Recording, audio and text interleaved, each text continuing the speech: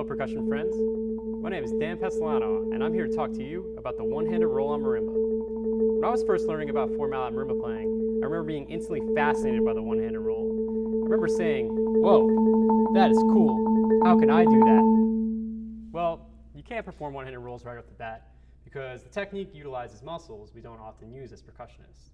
This video should show you some ways to develop those muscles. Now, before I show you the first exercise, I have to mention that like most technique development, slow practice with a metronome is key. I promise that if you're patient and you don't get ahead of yourself, that in the long run, you'll be more impressed with your results. First exercise I show you should be practiced away from the instrument. When your intention is to build muscle, it's important to eliminate as many non-muscle building variables as possible, such as playing at an instrument. You can practice this exercise at any hard surface. I'll be using a trap table. It also works great sitting down on the floor with your back against the wall. Each hand should be practiced separately. Put your metronome on slowly. I'll be using quarter note equals 60, but you can modify as necessary. Start by playing eighth notes with one of your mallets. Next, we will gradually involve the other mallet. Try throwing in a 16th note with your other mallet every 4 beats. It should sound like this.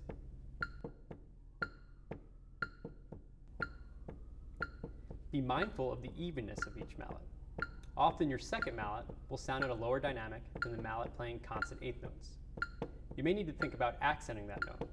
This helps build control and evenness of your rolls. When that feels and sounds good, you can then begin to add 16th notes with your second mallet.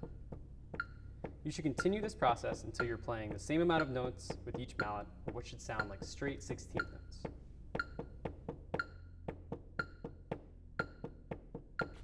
Now, repeat the process, but switch which mallet you start with. If you started with your 3 mallet, then now start with your 4 mallet, or vice versa with your other hand. Remember that each note should sound even. Don't let the notes playing 16th notes sound at a lower dynamic level. Next, switch hands and repeat the process. When that feels and sounds good, it's now time for you to dial up the metronome and gradually increase your tempos. You should essentially be able to roll at any tempo you choose. I would suggest being comfortable playing this exercise in tempo markings ranging from 50 beats per minute all the way to 150 beats per minute. Eventually, you'll be able to take this exercise to the instrument. This will allow you to adjust the intervals that you're playing. You find that smaller intervals, like seconds, and larger intervals, like octaves, might feel more difficult. That is totally normal.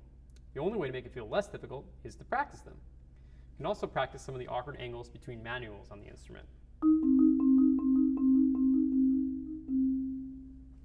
Next exercise utilizes your basic table of time. I'm a big fan of using the table of time on all instruments. I'm talking to you violin players. In relation to the one-handed roll, it's quite simple. We're essentially just going to play the table of time alternating between mallets on the marimba. It's a great way to kill 2 birds with 1 stone. Why not, right? Tap your feet, as physically keeping the beat on some part of your body is usually a great idea.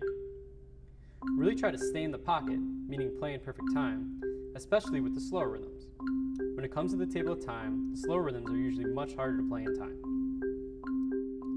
Each mallet should match each other in dynamic. You might have to accent the mallets that are weaker. For me, these are my inner mallets, numbers 2 and 3, but that might be different for you. Practicing these types of exercises will be crucial in your early developments of the one-handed roll. I know they may seem kind of dry at first, but I promise that through their practice, you'll be able to use one-handed rolls in just about any context you wish. I also want to encourage you to modify and improvise on these exercises as you see fit. Just be creative. Thank you for watching my video, and I hope it helps.